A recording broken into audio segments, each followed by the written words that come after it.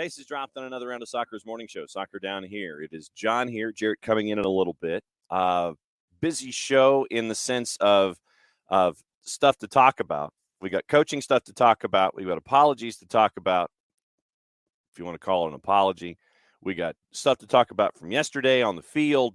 Hour number 2, we're going to have John Morrissey from the USL Show at USL Tactics on the Twitters, and he'll go in to everything going on in the USL because we had 2 cup sets yesterday. Apparently it woke up Pat McAfee with what could happen with the magic of the Open Cup. And we know what our quarterfinals are. We know what the round of 8 is when it comes to chasing after the trophy. And Bob Lilly still gets to yell at folks. So we'll get into that. Morrissey will be here because it is the last Thursday of the month. And it legitimately on Monday almost caught me by surprise. Sean, I'm surprised that you are actually awake. Maybe because it was an East Coast game that you actually did get some sleep. I didn't think you'd probably get any sleep, by the way. Sean, I hope that you have a decent-sized 401k. And congratulations to you and your Florida Panthers. Matthew Tkachuk continues to be one of the best acquisitions of the offseason or of the last 12 months. And so the Florida Panthers now wait and find out who it's going to be to face them in the Stanley Cup final. One word, final, singular. So in and out in 4, top cop of the beat, Sergei Bobrovsky. You got good Bob. You got the good cop. Oh, you're currently in Vegas. You're going to be poor. Well, I mean, Vegas has been known to help folks the other way if you do it wisely. So we'll see what happens there. But yeah, so Sean could be a globetrotter for us, our resident Florida Panthers fan. So Matthew Tkachuk scores with 4.3 seconds to go in regulation, 4-3 win over Carolina. Carolina's out in 4. Sean goes to the Stanley Cup final, and he's got a very early morning. Morning, Knicks. Hope you are doing well. And so like I said, we got stuff to talk about. We got cup sets to talk about. We'll talk about it a little bit in hour number 1. We'll add the context of USL with John Morrissey, the USL Show in hour number 2. Jarrett coming in at the bottom of the hour. We've got Premier League stuff kind of to talk about and some news involving Atlanta United, some really cool community stuff that we'll get into. We'll hear from Garth Lagerwey coming up in just a little bit. He had a conversation with Jason yesterday up in Gainesville as Garth, Amar Sadich, and Brad Gazan were at the unveiling of one of the Georgia 100 mini pitches. And so Jason caught up with Garth. We'll play that conversation coming up in just a little bit. You can catch the rest of the conversation over at the Soccer Down Here YouTube channel as Atlanta United tries to, they have a goal. They want 100 mini pitches. 100 mini pitches by the time the World Cup shows up here in 2026. And so the second one is now online in Gainesville. Yes, we did have Atlanta United connections in both cup sets last night. And could not be happier for a guy like Robbie Mertz, who goes home. And it was cool as we're kind of drifting into the periphery of talking about cup sets here. Frankly, it was cool for the rest of humanity to see what it's like to have a match at Highmark, where, by the way, white out at Highmark Stadium, that's a cool visual. So well done, Pittsburgh Riverhounds fans. And, you got to see Bob Lilly yelling and gesticulating wildly. But Robbie Mertz from Atlanta United 2 and Atlanta United goes home, and they get a big win. It's the second time, I think, first time, I think, in Open Cup history that you had a USL Championship team knock off an MLS team back-to-back rounds. I think that's the case. But like I said, we'll catch up with Morrissey coming up in hour number 2. I feel like I should have some Morrissey track that should be like an intro for him. Kaylor Hodges, by the way, who's traditionally the tag team partner with Morrissey for our USL final Thursday of the month segment. Kaylor's on his honeymoon, by the way. And Kaylor took a photo. I don't know how many other photos he has been allowed to take, but he and the boss were at McCormick Field in Asheville, North Carolina. And that's the one photo that I think I've seen of him on his honeymoon. One photo that he is allowed to post on social media for his honeymoon. Yeah, John Morrissey will be joining us at hour number 2. Coming up to talk about the USL Championship, Open Cup, cup sets, all those kinds of things. And then in the other cup set, Anderson and Sayadu being a part of things in Birmingham. Shout out to Birmingham, by the way, having over 12,000 last night at Protective for the game against Charlotte. Charlotte, by the way, Charlotte now is in an interesting week. So you played last night in Birmingham, Alabama, and I'm wondering if you're flying back to Charlotte or if you're just heading straight to Los Angeles. It's like you just spend the night in Birmingham. You wake up, you go to Shuttleworth International, you pack all your stuff, and you end up just flying it to Los Angeles. I wonder what the travel plans are. Fly home after the match, change your clothes, change your suitcase, change your gear out, and then fly to LA today? Or did you just pack all your gear and just go from Birmingham and head out in the morning? Morning, Emilio. Welcome back. So there's a lot to talk about. Coaches, coaching changes, carousel, all these kinds of things. We'll get into that here in hour number one. Opening kickoff, brought to us by our friends at Kickoff Coffee, kickoffcoffeeco.com. There's your QR code for those of you who are watching on Twitch. And then use the code SoccerDownHere15. You get 15% off your purchase when you purchase things from Kickoff Coffee and kickoffcoffeeco.com. They, in turn, take 10%, reinvest it into the youth game. Very, very cool stuff from our friends at Kickoff Coffee and kickoffcoffeeco.com. And we have our own share of Kickoff Coffee here in the house, by the way. And the boss enjoys it a great deal. We were mentioning the Georgia 100 project by Atlanta United to try and have the goal is to have 100 mini pitches around the state of Georgia by the time the World Cup is here in 2026. And the second one was unveiled yesterday in Gainesville. And Garth Lagerwey was there. Amar Sejdic was there. Brad Gazan was there. You might have heard Brad's soundbite on the Atlanta United Twitter account. Jason caught up with Garth Lagerwey to ask about it. And so here's a bit of the conversation that they had about the Georgia 100 project. We got to open a GA 100 pitch. That's a partnership between the United Way, the City of Gainesville, and the Atlanta United Community Fund. And our goal is to build 100 of these mini pitches all over Georgia and try to really expose soccer to more and more people. And it's something we want to try to do as many as we can by the time the World Cup arrives here in 2026. But it's a really exciting time. You're making a lot of kids' days, and it's certainly a pleasure to be here. How important are these kind of partnerships to the club?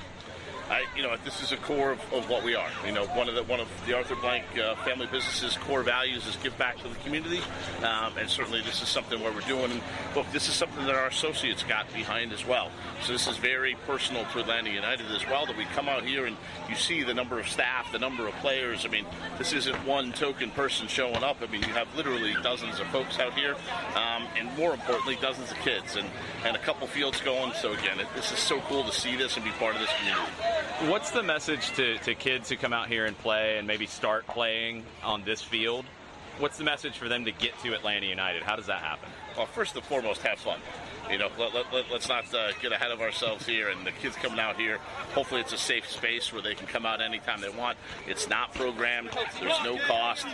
This allows everybody to come out here and play together. Maybe even play with your big brother or big sister or something like that, and when they're not being so rotten to you. But stuff like that. And if ultimately there's a feeder into the regional development centers that we run, and then maybe eventually someday into an academy. Hey, that's maybe a byproduct, and we can educate the kids about that as this goes. But the purpose of this, the dedication of the field today, is really all about the community and trying to get as many kids to play soccer as we can, because it's a pretty fun sport, and it's a good way to be healthy. It's a good way to build lifelong habits of good regular exercise, and that's certainly something we want to be a part of. Today we got to open a GA 100 pitch. That's a partnership between the United Way, the City of Gainesville, and the Atlanta United Community. That's what happens when you don't take it off the loop. All right. Well, that was Jason and Garth yesterday at the GA 100 pitch up in Gainesville. Amar Sejdic was there. Brad Gazan was there. Garth was there, and it was really cool to see them there as a part of this. So catch the rest of that conversation over on the Soccer Down Here YouTube channel. So GA 100 project, have 100 mini pitches ready here in the state of Georgia by the 2026 World Cup. Very, very cool stuff with Atlanta United and the state of Georgia and the community and the soccer loving folks. So very, very cool stuff. Morning, Will. Hopefully, Will enjoyed the conversation. Speaking of conversations, we have a conversation up on the network with Jack Collison. Caught up with him after the win at Joe Davis in front of a sellout crowd, and they've got a good homestand coming up here where Red Bulls 2 coming to town. And caught up with Jack about that, caught up with Jack about the night, caught up with him about the weekend, all these different kinds of things. You can catch that on the network. Very, very cool stuff catching up with Jack. Reminder, speaking of MLS Next Pro, tonight, a little before 7 o'clock, it is Atlanta United 2, FC Cincinnati 2 here on the network, and that'll be from Northern Kentucky University's soccer field, FC Cincinnati 2 and Atlanta United 2, just to break things down and let you know where things stand with Atlanta United 2 and FC Cincinnati 2.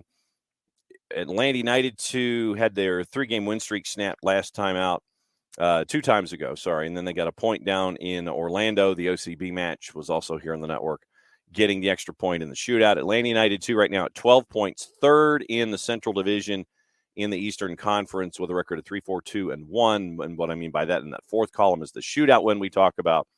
And FC Cincinnati 2, 7 matches played so far. They only have 8 points. They have scored. They're scoring a lot, but they're also giving up a lot. So FC Cincinnati 2 with a record of 2-3-2. They are hosting Atlanta United 2 tonight up at Northern Kentucky. We'll have that game for you. We'll have the match for you a little before 7 o'clock with pregame, and we'll have the match for you here on the network. And remember, this weekend, Toronto FC 2 is on Sunday night at the Fraction, so you can join us there as well for that one. I think it's a 6 o'clock kick, so 15 minutes before kick, at 5:45-ish, if memory serves. Then we'll have that match as well. So it's a quick turnaround for Atlanta United 2, flying up to Covington, Kentucky, and then tonight you can watch the match on MLSNextPro.com. You can listen to the match here on the network, and then this weekend, once again, 6 o'clock, so 5:45 first. We'll be first on the network with you from 5th, 3rd. So 5:45 Sunday and a little before 7 o'clock today. Just keep an eye out and set your notifications. Atlanta United 2 traveling to FC Cincinnati 2, and they are taking care of Toronto FC 2 here, being hosts on the weekend. David, good morning. Knicks, the twos are following first-team model, scoring a lot and giving up a lot of goals. Yeah, so they're working on it. But good showing so far by Steve Cook and the guys, and it'll be this will be an interesting couple of days because we talk about match compression, and you're getting that now for the first time this season in MLS Next Pro, where Atlanta United 2 plays today, then you fly home.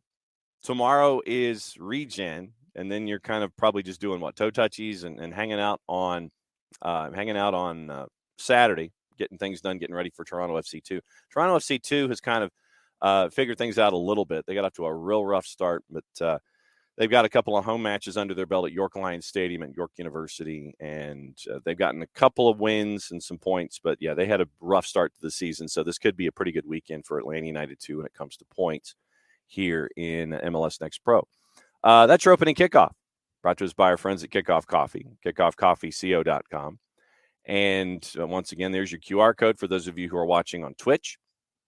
And don't forget, when you're using Kickoff Coffee, when you go to the Kickoff Coffee website, use the code SoccerDownHere15. You get 15% off of your purchase. And they, in turn, take 10% reinvested into the youth game. Very, very cool stuff from our friends at Kickoff Coffee and at kickoffcoffeeco.com.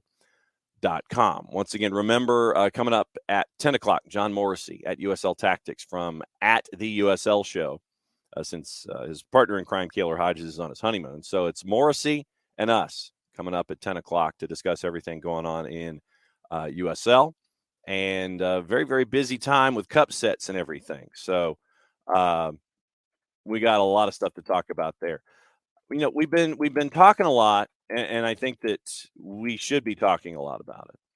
with what's been going on in La Liga with Vinicius and with Javier Tebas. And I know that we talk about it a lot, but I think it's a topic that we need to continue to have in in the public consciousness and have it as a part of what's going on in our daily lives. So he apologized. Javier Tebas actually apologized for saying that Vinicius Jr. was manipulated. I'm going to go through the quotes. We'll reserve comment for after the quotes from our friends at The Guardian. Tebas apologized for suggesting Vinicius Jr. was manipulated when the Real Madrid winger called out the racism he has suffered in Spain. Took to social media. We went over those quotes. Remember, Tebas's response was, before you criticize and insult, you need to inform yourself well. Don't let yourself be manipulated. And that was when all hell rained down on Javier Tebas, rightfully so. So Tebas talks to ESPN Brazil. Quote, I think that the message and the intention I had was not understood by a significant number of people, especially in Brazil. I did not want to attack Vinicius, but if most people understood it that way, I need to apologize. It was not my intention. I expressed myself badly at a bad time, but I had no intention of attacking Vinicius, but rather clarifying a situation because Vinicius had recorded a video supporting La Liga's actions. Tebas, in defending the league's approach, especially in relation to Vinicius, added, quote, if I hurt someone, they thought I was racist. It's far from reality. I feel sorry for what happened, and that's why we denounced it. And we didn't just denounce it. We took special actions at his games. We spoke to the clubs so that they could provide more security, identify fans. La Liga takes care of Vinicius. And if they misunderstood what happened, I have to apologize. Vinicius threatened to leave the pitch in the second half at the Mestalla after the chance. Real said the incident constituted a hate crime and filed the complaint with the Spanish State Attorney General. Gareth Southgate has led calls for stricter punishment since his side came close to walking off the field after they were subjected to racial abuse in a match in Bulgaria in 2019. Vinicius's red card was rescinded. We'll get into that in a minute. So Javier Tebas apologized. Frankly, I think he apologized because he got caught and not because of what he said. Tebas got caught, he got called out, then he apologized. And Valencia is mad as a club. Valencia, they're mad as a club about all this. They're mad at the punishments. They're mad at the fine and the sanction. So they're hacked off. Vinicius Jr., according to our friends at Eurosport, was asked about it.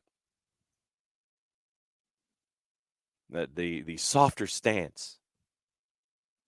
The attack was not to attack Vinicius. Several arrests in connection. And, 7.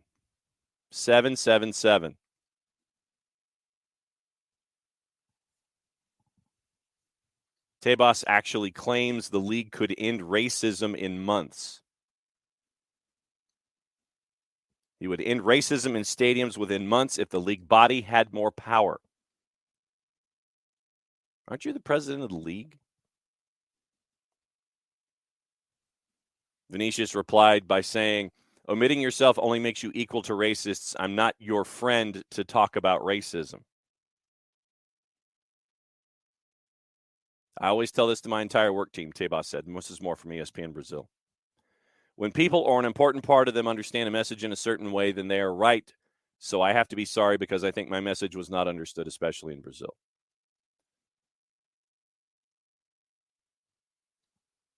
Racist insults have been reported 9 times, according to Tebas, this season. 8 of them 8. 8 of them have been for insults against Vini. We always identify these maniacs and file a complaint with relevant bodies. It doesn't matter how few they are. We are always relentless. The Federation and La Liga are two different entities. We don't have the authority to expel people from the stadiums. They do. We would take action if we had more authority to sanction and punish offenders. We would close the stadiums, ban the fans, but we only have responsibility from outside the stadium. We have filed grievances about racism that ended in just fines. I hope that we can be given the authority to take action, because I think if we had the authority to take measures, we would end racism within months. Yet if there were 9 instances of doing this, you've had 8 of them against Vinicius Jr. Have you not had then, since this is the 9th, have you not had 8 previous opportunities to take this kind of initiative? If the Fed and La Liga are running 2 separate lanes of traffic, yet you say we could take care of racism if we had more power. You say this now, you don't say this after the first one, whether it's against Vinicius or not, 9 this year, whatever the first one was. Yet you say this after the 9th one and not after the first one.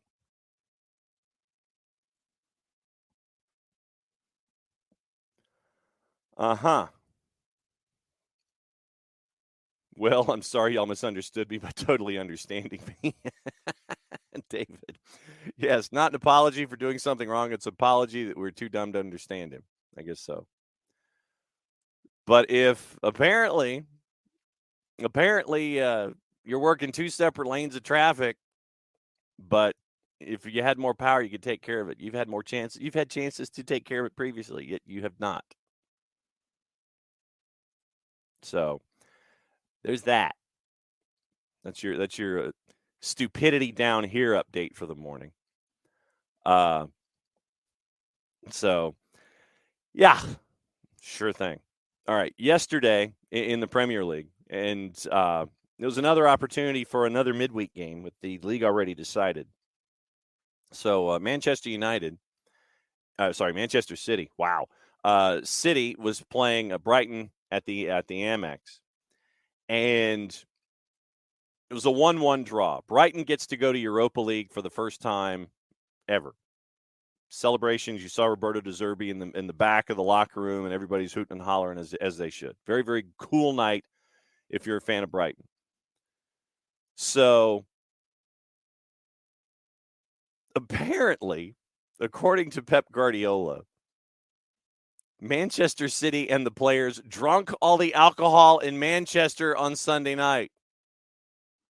And then they had to play on Wednesday. Drunk all the alcohol in Manchester. Guardiola himself took it easy.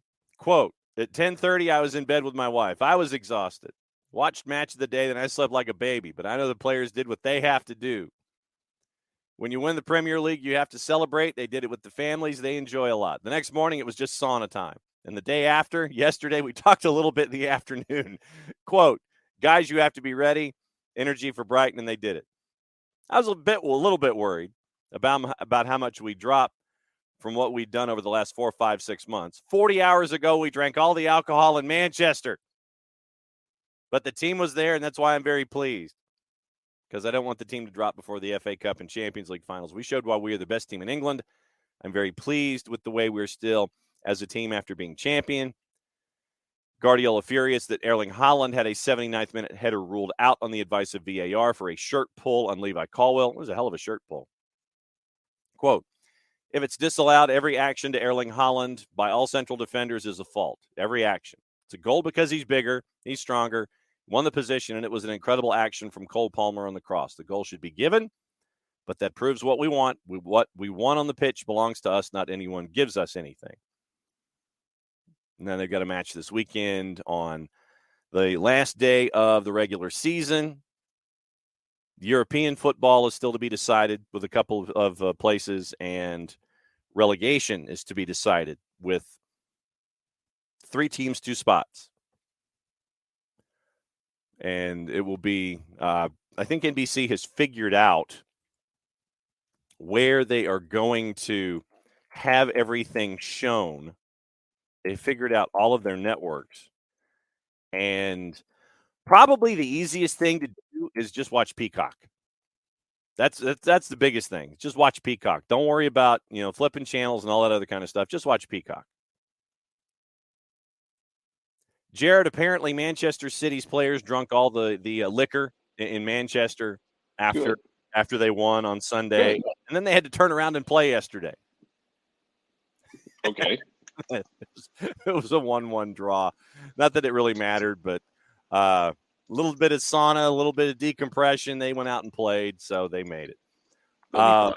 Yes. We have coaching news and coaching gossip, rumor, and innuendo. And so your timing is, as always, is picture perfect. All right. Whatever. Arne Slot is not in the discussion for Spurs. He has pulled himself out of the discussion. Feyenoord and Arne Slot are staying as a pair. And so now Spurs is still trying to figure out who their next manager is going to be. And why? I feel like Ross. Why is Ange Postecoglou's name even a part of this discussion other than the fact that it would be because he's a good manager? Yeah, but I mean, it's like, why would you even want to deal with that ish that's currently going on? Those are two separate questions, I think. He's a part of it because he's going and bring Bam into this about going back to the days in Australia and the meritocracy, quote unquote, that was the Australian national team. Ange eventually goes to Japan, manages one of the Citigroup teams, brings them up, then goes to Celtic and plays a very fun style and very progressive style and wins. And he's possibly going to win a treble this Saturday. And I think you look at him because he's a guy you could probably get for less money than you would spend for other guys. And he has, in the last few stops, been one of those guys where he just kind of pops up, just goes about his work and wins, which is something that you like to see if it's your club. I think that's why they're looking at it now. Whether or not he takes the job remains to be seen. I don't necessarily want him to take it, mostly because I don't want anyone to take that job because I wouldn't want to work for Daniel Levy personally. Yes. I feel like the whole thing is kind of a mess at Spurs right now, and I don't necessarily want to be the person trying to clean it up because when I inevitably do not clean it up quickly enough, I feel as though Daniel Levy is going to put you on the block. He has done it multiple times. Yeah. So Rob Dorsett from Sky was asked about this. When Nuno was appointed, other than the universal laughter, it took Spurs 76 days before he got the job. It's been 60 days since Conte was sacked. It's not happening quickly, so apparently this is not anything new for a Spurs fan. Ange is on their list. De Zerbi is on their list. Is Nistelrooy on this list? Not on Rob's, but it would make sense. And we were talking about this in the green room that like if and to Bam's point, like he does have he's voiced his unfinished business at Celtic now. Like I said, if Spurs offers you a ton of money and a huge buyout, I'm not going to begrudge any one player. We talked about this with players. I'm not going to begrudge a manager for taking it as well, taking a payday, like a life-altering payday. I'm not going to begrudge anyone for doing that. Go get paid. Yes. I will still think very highly of Ange Postecoglou for what he has done at Celtic, especially after as bad as it was during the Neil Lennon era and the end of the second Neil Lennon era, which only happened because Brendan Rodgers leaves you in not even the middle of the night, but like at 9:30 while you're still at the party together. When he didn't have to. Leicester was willing to wait. So the reports go that Leicester was willing to wait till the end of the year, and he wanted to get in there right away. So, he goes, they bring in Neil Lennon. Neil Lennon, good man motivator, gets them across the finish line. He got the tactics of a caveman, but he gets them across the finish line, gets another shot, doesn't work right. I'm just has kind of helped bring that club into the modern era in terms of the structure of the club, in terms of recruitment. The last few games they're 0-2-1 in their last 3 games. So, and a lot of that has to be with he's been making like 5 and 6 changes in each game. Mm-hmm. Playing kids, playing depth guys, seeing what he has to work with. But I will appreciate what he's done at that point. I think he would like to stay and win in Europe because they had some games in Europe this year where they played really well. They played Madrid in the first group stage game. They bossed Madrid for 55, 60 minutes, and then it's what can happen in those kind of games where, Madrid can bring a guy off the bench whose transfer fee was more than your entire budget. Mm-hmm.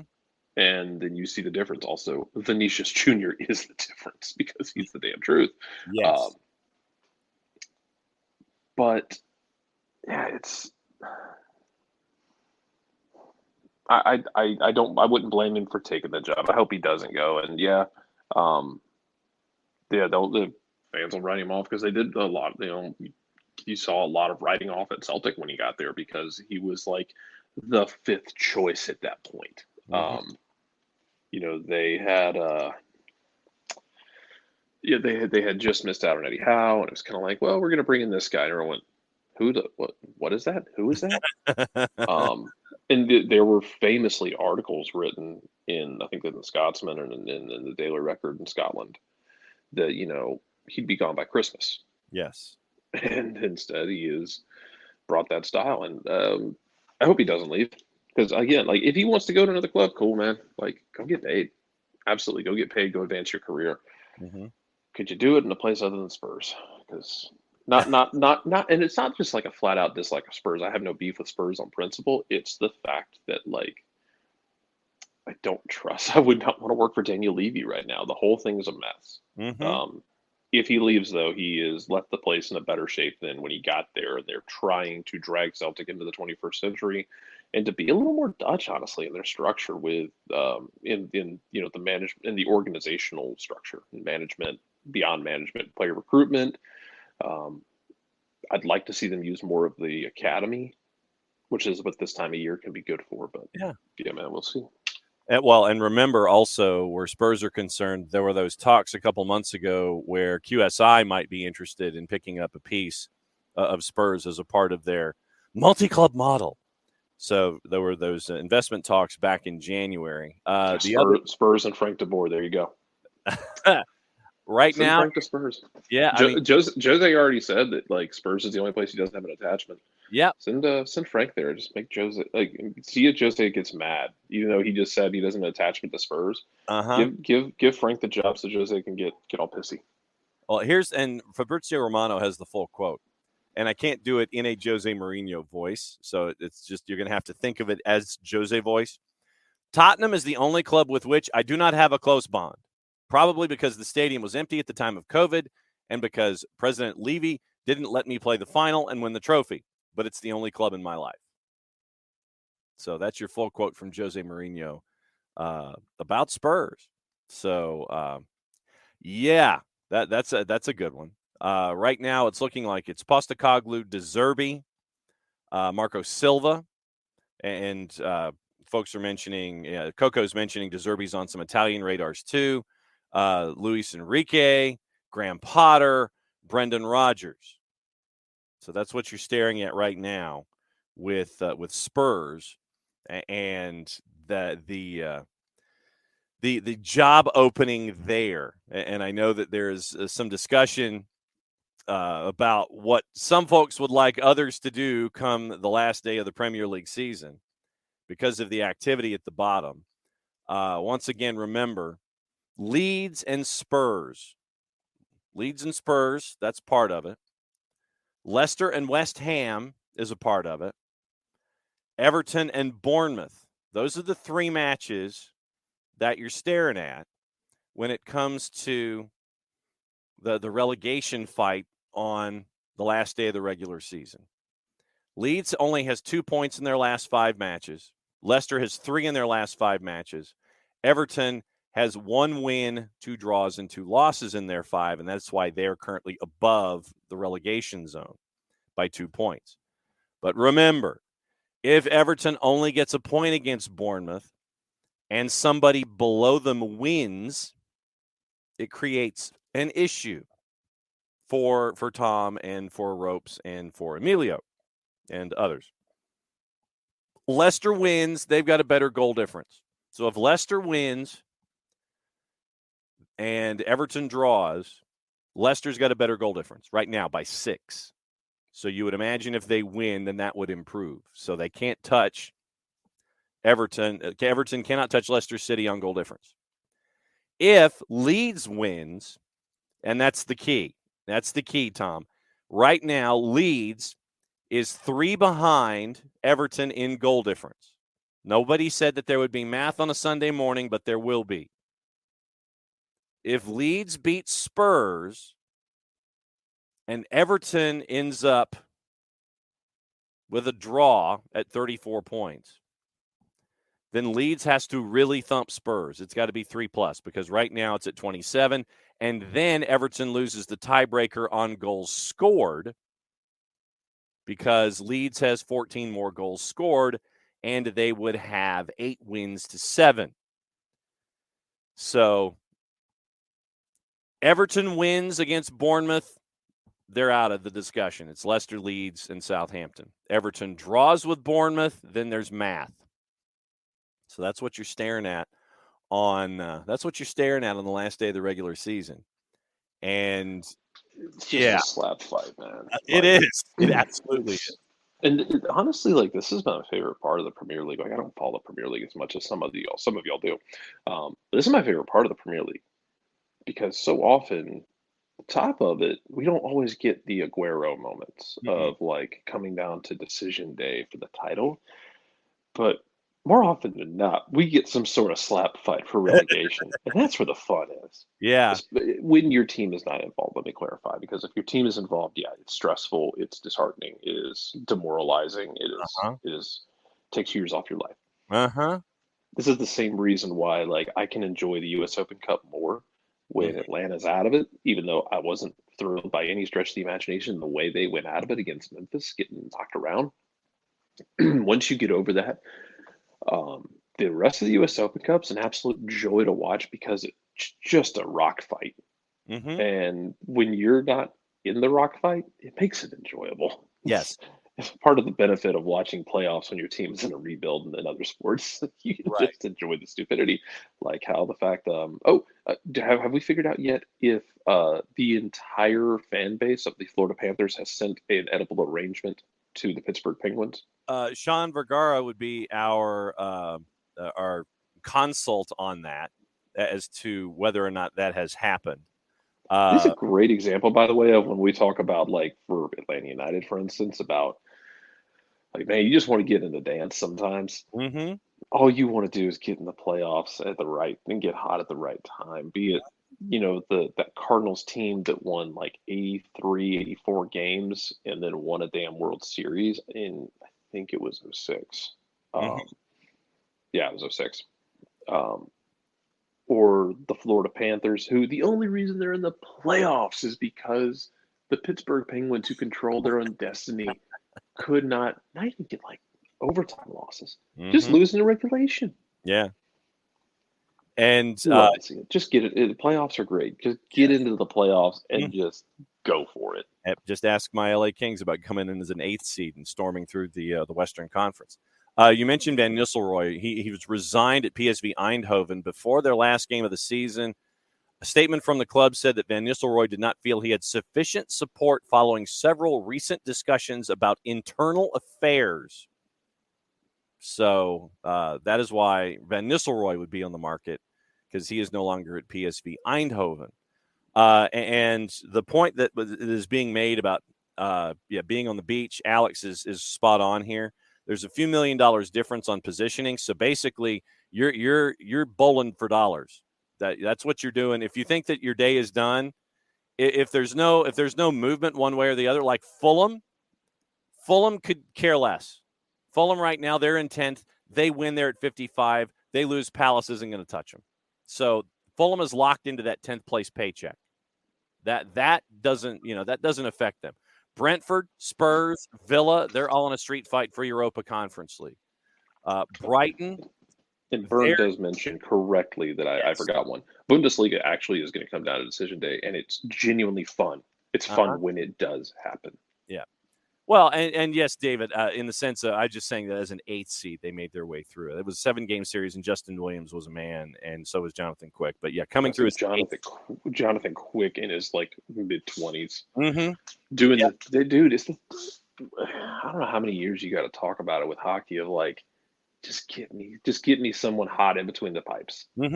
Exactly right. Just like when Carolina won the cup, 15 years ago, it was Cam Ward. He was like 23 at the time. Yeah. He was too young. He was too stupid and young to be afraid. And Cam Ward got back there and won a damn cup in his early 20s because he's too stupid to be scared. Yep. That's exactly right. So you've got the discussion currently going on. Yeah, I mean, what's going on in the Bundesliga? Who wants to win the Bundesliga title? Then my favorite. It's my favorite when it comes down to this, where it's like you just have.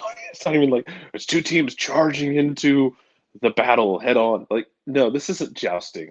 This is two teams repeatedly stepping in bear traps, and they're just trying to drag the missing limbs to the finish line. This is not beautiful. It's chaos, and it's a different kind of beautiful. But it's not like they're steamrolling everybody on the way there. No, it's like when Stone Cold was in the arena and setting all kinds of things for DX, and the New Age Outlaws got like stuck in a bear trap, one of them, and then the other got the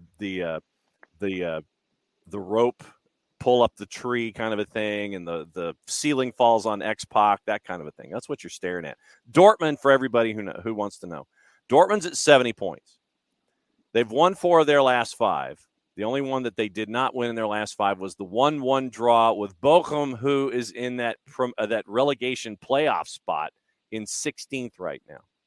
Bayern has lost 2 of 5, by the way. And the last one that they lost was to Leipzig back on the weekend. So they're at 68 points. So right now, Dortmund plays Mainz. Mainz has lost 4 in a row. They're in 9th place. So Dortmund and the goal difference, as I'm trying to do math here, goal difference, Bayern is at plus 53. Dortmund is at plus 39. So it would benefit Bayern if they end up with the same point total. Dortmund gets Mainz on the last day of the season. Bayern gets Cologne, who's 10th. And they've won 3 of their last 5. They're 3-1-1 in their last 5, but they're in 10th. So basically, Dortmund at 70 points plays a team that's lost 4 in a row.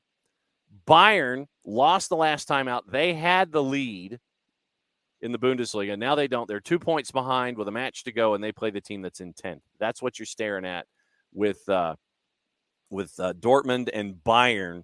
Burns says they're expecting 400,000 people in the city of Dortmund to celebrate. What could go wrong? What could go wrong? Absolutely.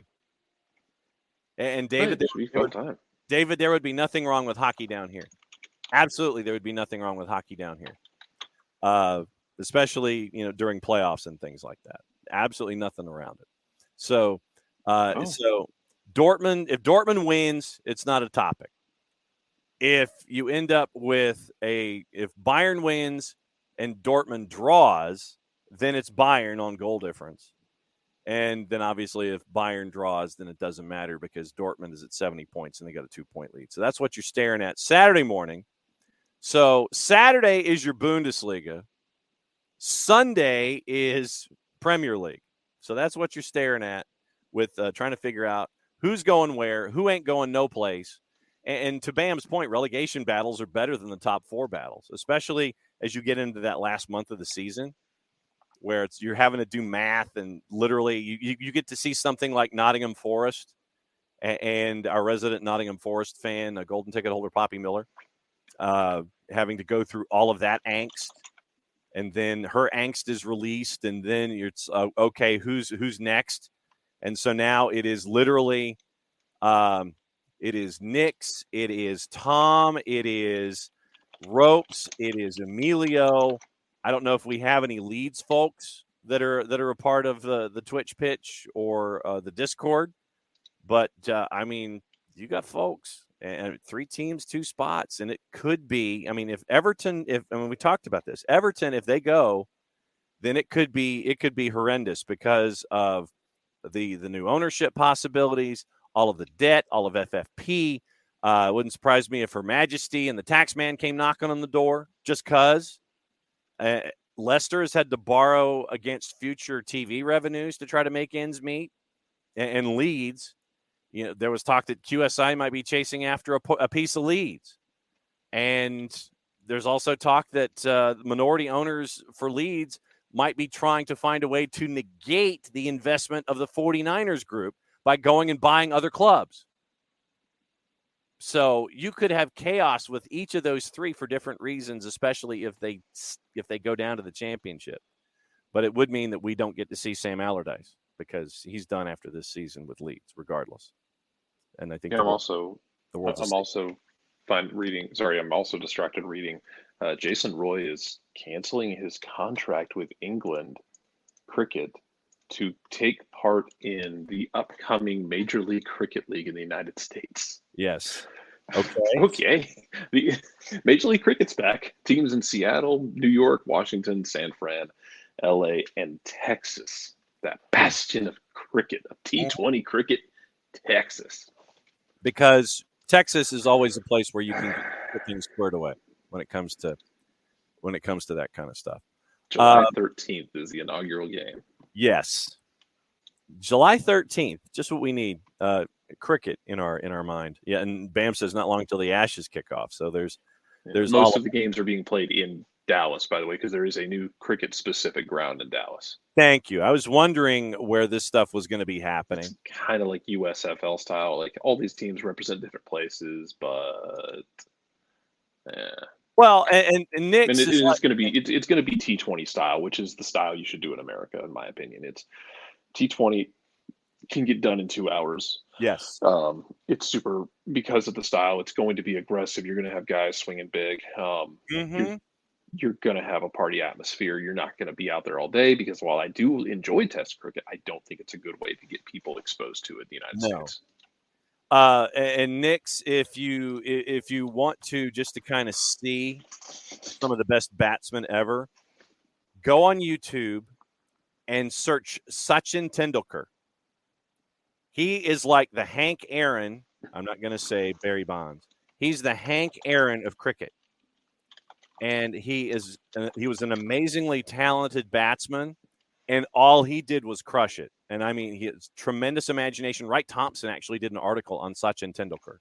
So if you really want to see a long ball and you want to see a lot of long at bats and just see mastery, it's Sachin Tendulkar. Amazingly talented guy when it came to the sport. So if you want to see a more recent one, Chris Gale, and Bam is saying from the West Indies. Yeah, Brian Lara as well for Bam. So is it in the grip it and rip it territory? These are what these guys are. Will wants to know if it's in the old Rangers Stadium. Actually, there's stuff going on at Choctaw. You've got XFL is there. You've got North Texas. It's Grand Prairie Stadium. Okay, so they have it's like their own facility, actually? It's the former home of the Texas Air Hogs. Minor League Baseball. Or Independent League Baseball, I'm not sure. Okay, yeah, it'd have to be independently because I don't remember them. Gossip, rumor, and innuendo before John Morrissey joins us at 10 o'clock. Manchester United willing to pay £55 million for Mason Mount, aiming to beat Liverpool and Arsenal to the deal. It's the 4-letter paper. Take the information at your own peril. Mount will discuss his Chelsea future in a meeting with the club's hierarchy next week, leaning toward Manchester United if Chelsea decide to sell. That's from our buddy David Ornstein. Gareth Southgate says United defender Harry Maguire, who I swear is 72 years old. Harry Maguire's only 30. That blows me away. It's like Andre Dubose when he was at Florida he was at Florida, I think, for 5 years. Yeah. I think Andre Dubose was actually at Florida for like 15. I'm pretty sure his freshman year was the same year as Danny Werfel. Okay. And he graduated in like 2018. That was his last name. Calvin Phillips' lack of game time also is concerning for Garrett Southgate, as the pair would call it for Euro qualifiers. Ray McLeod's in that same category, by the way. I think Ray McLeod was at Clemson for like 8 years. That is true. Villa leading the race to sign Harvey Barnes from Leicester. West Ham interested in Barnes, as well as Leeds' Jack Harrison. That's from the 3-letter paper. Take the information at your own peril.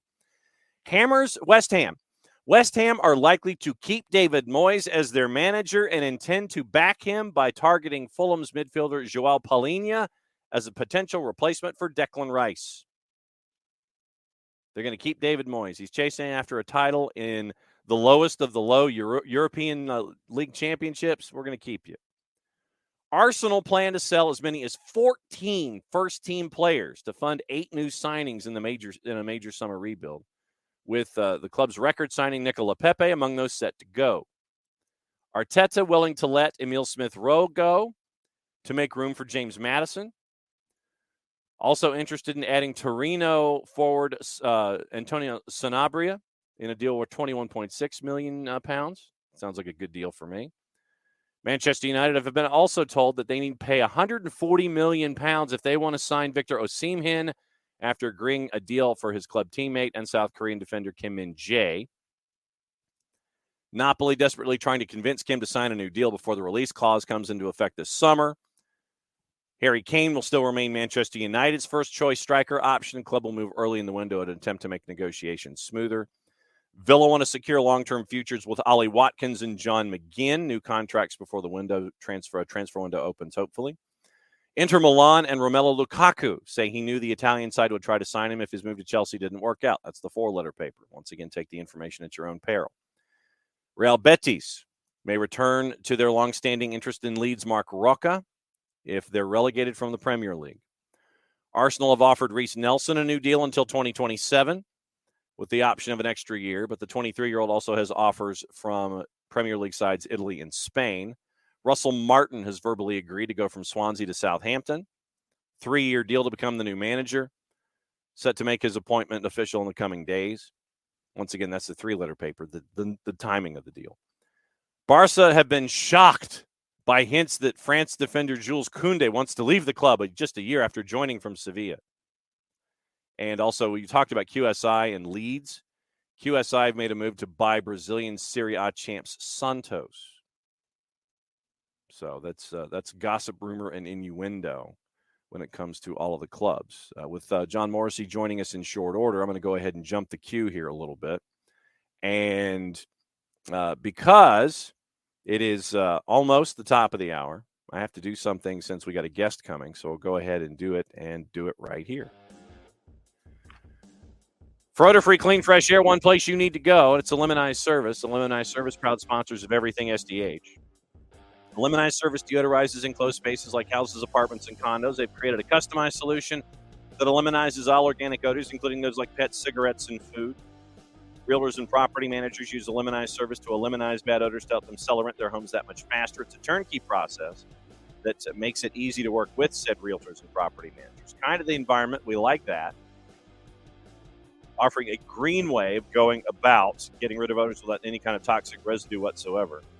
Different than Febreze or other masking agents that you may have under the sink or above you in the cupboard, because when you reach under the sink or above you in the cupboard, you take out that masking agent and you spray it in the air. There's a reason they call it a masking agent, because you're masking the odor. You're not attacking the problem like our friends at the Lemonize Service do with their proven scientific formula all the way down to the molecule. Pricing very, very easy, one of 2 ways. Either by the cubic foot or parts per million to come up with a price that's affordable for you, offering results in 24 hours or less. If you have any questions, frequently asked or otherwise, one place you need to go, it's the website. This is where I pick up my pen. Do me a favor. When you go to Lemonize.com, go /Atlanta, so they know what part of the world that you are addressing them from, so they can help you with your problems, your full homework assignment. ELIMINIZE.com /Atlanta, Lemonize.com /Atlanta. A Lemonize Service, proud sponsors of everything SDH on Thursday Thoughts. So we got the promo read right before 10 o'clock. And being punctual, as he always is, because it is the last Thursday in the month, John Morrissey at USL Tactics and at the USL Show to talk about stuff. John, I heard that there was a vicious rumor that the USL Championship did well last night in this thing called the Open Cup. Can you confirm or deny this activity? I can confirm that it was a big, big night for both of the USL Championship teams in action. So, Jarrett, I'm going to let you go ahead and kick it off because I know that you have questions for one of the great progressive artists of the 1980s, Morrissey. Go for it. Oh my God. Actually, John, thanks for joining us. And yours is one of the first things I look for after a USL game. Your threads you put together for people who haven't seen it yet. Let's start with chronologically with the first game with Pittsburgh. Can you give like a 30,000-foot view of what they did so well to really just keep Columbus at arm's length? Yeah, I think the beauty of this Pittsburgh team is that they're very much a next man up kind of proposition. Bob Lilly trusts every single player on that roster, and they started three players who combined have about less than 400 minutes. Like they were scraping the bottom of the barrel because it was a midweek game. And they decided, hey, we're going to sit off, we're going to play a back five, we're going to absorb pressure for 90 minutes. And whenever we get the ball, we're going to strike fast and get there in transition. And I mean, early on in that first half, Pittsburgh gets the goal. They end up holding 25% possession over the entirety of the game, which is crazy to think about. But Columbus just couldn't generate any offense past a really well conceived defensive shape. The Riverhounds only allowed 3 shots on net and 7 shots in the entire game. That's what you call a shutdown performance. And despite the fact that they really didn't have much of the ball, they looked like they were in control. And the crowd at Highmark Stadium was roaring. They went with this whiteout theme that really got a great atmosphere for them. And that's how you get a cup set if you're the Riverhounds. And I know that a lot of folks sit there, and it was interesting to see the responses on social media about the whiteout and about Highmark and about the train. And I think it was cool in the round of 16 to sit there and go, okay, you have these great environments, and to be able to catch that, A, from Pittsburgh's perspective at Highmark, and B, for it to come out as a positive. I think if you're a fan of USL Championship A and a fan of the Riverhounds B, you can sit there and go, see, this is what's going on here in USL Championship. You're missing out on stuff like this. It's a great calling card for the league going forward. No, absolutely. It's the sort of atmosphere that at a bigger MLS stadium, maybe you're missing out on. If you look down on lower league soccer as something that isn't high quality enough for you, you're missing out on that sense of community, that sense of excitement. I think Pittsburgh is a market just in terms of the TV audience that they can draw, the corporate sponsorships, the existing clubs that MLS has, is never going to be in the first division. That doesn't mean that they can't build something that really engages their community, galvanizes people to get excited about the sport, and grows the game for everyone across the country. I think it's really special what they're doing, and it captures why the USL is a positive force within American soccer. Jarrett. So at what point does Bob Lilly get more credit around the country outside of just USL? Because he's been doing this for a long time. Other than yelling and gesticulating wildly? We even got the sense, like when Robbie Mertz left Atlanta last year, when he left Atlanta United too, like I hated seeing him leave because he had really taken on a leadership role and he'd done really well with that club. I really hated that he left. Yeah. But he goes back to play for Bob Lilly. But at what point does Bob Lilly get more recognition nationwide for what he's doing? I think just given that he's a USL manager, it's hard to attract that attention nationwide to get those national headlines. But I mean, I think he's had 6 stops across his career, and he's won 2/3 of his games every single place he's been. The guy on shoestring budgets is constantly able to build a team that plays to their strengths, that plays very clean, organized defense. He's really one of the great minds in American soccer, and I think if you gave him that freedom in MLS, he would do much the same thing. I think it's special that Pittsburgh is making this run that they're doing right now because it brings the spotlight onto him. Obviously, he had success with like Rochester in the past, but he never did it in the Open Cup in a way that attracts eyeballs from across the sport. So I'm happy to see. I mean, I saw it on Twitter, hearing from you guys now that Bob Lilly is getting the plaudits he really deserves. All right, so then let's go to the other matchup. And it was at Protective. And we talk about crowds. Yeah. And you end up getting one of the larger crowds, I think, that BHM have gotten there at Protective in their time, where I want to say it was over 11,000, I think like 11,700 or something like that. Yeah, exactly. And Birmingham on a silly. Oh, what's the mug this morning, by the way, John? We always show mugs. What's the mug? It is white and white. Plain. Yeah. So he's going with the plain approach. Plain. All right. So a silly red card accumulation for Charlotte. Birmingham takes advantage of it. Prosper Kasim gets the goal. Birmingham advances 30,000 feet from your thoughts on Birmingham and Charlotte last night. Yeah, I think for a lot of the game, Charlotte really had Birmingham where they wanted them. Birmingham didn't have a shot on target in the first half. Charlotte was playing this defensive 5-4-1 shape that was packing it in. The Legion had a couple of looks where they got between the lines. They found Kasim, they found Tyler Pasher when they tucked inside from the wings, but you didn't really feel like the Legion were going to go on and win this game. I thought Juan Agudelo was really the difference maker. They used him as sort of this hold up forward who would drop deep, find touches, force Charlotte to step up and lose their shape a little bit.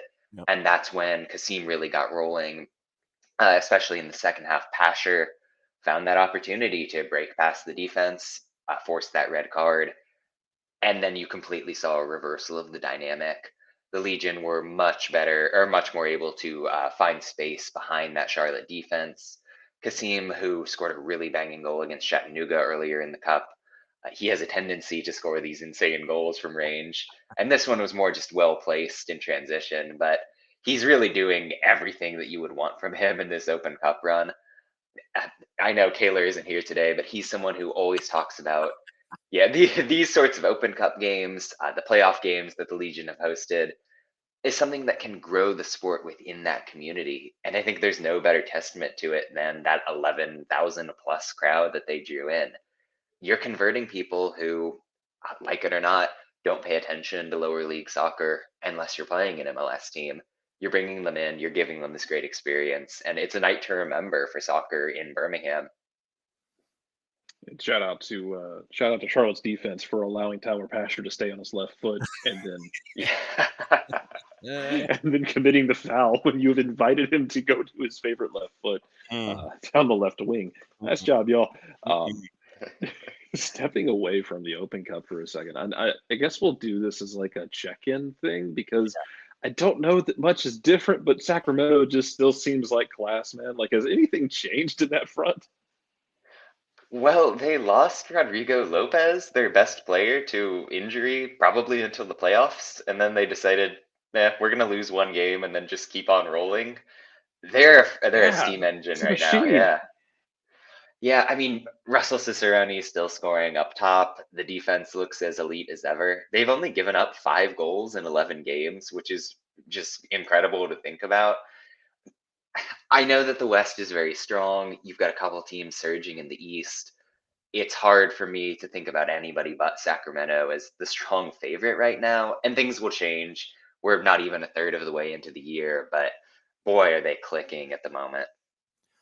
All right, and so since you've mentioned what's going on inside the league, do we call it a trade between Tulsa and Memphis? Do we call this a transfer with dollars attached and personnel shifting locations? How would you officially designate the trade between Tulsa and Memphis 901? Where you've got firepower going both ways, just changing their jerseys. It was a really interesting trade.